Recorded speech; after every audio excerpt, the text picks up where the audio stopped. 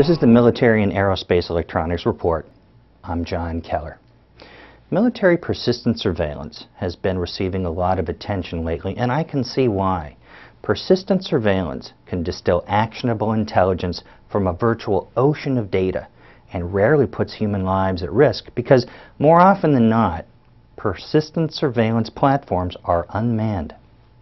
In an era of shrinking military budgets, command, control, communications, computers, intelligence, surveillance, and reconnaissance, better known as C4ISR, is still considered to be one of the most promising technological areas in an otherwise dwindling U.S. Defense Department spending plan.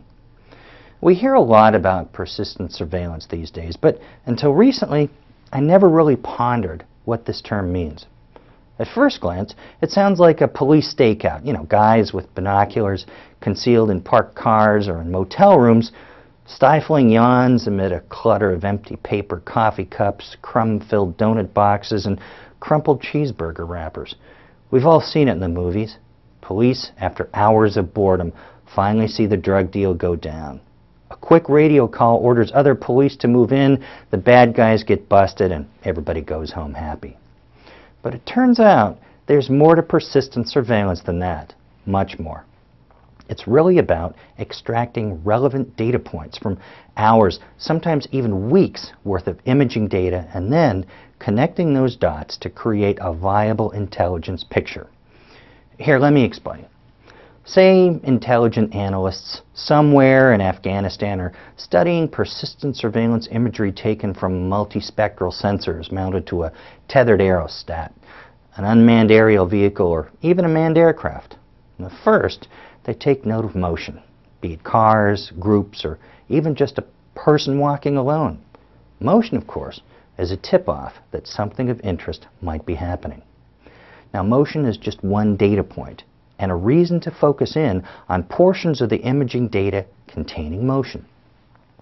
Focusing on that motion might reveal concentrations of cars parking at a particular place, all within minutes of one another, where cars hadn't been converging before.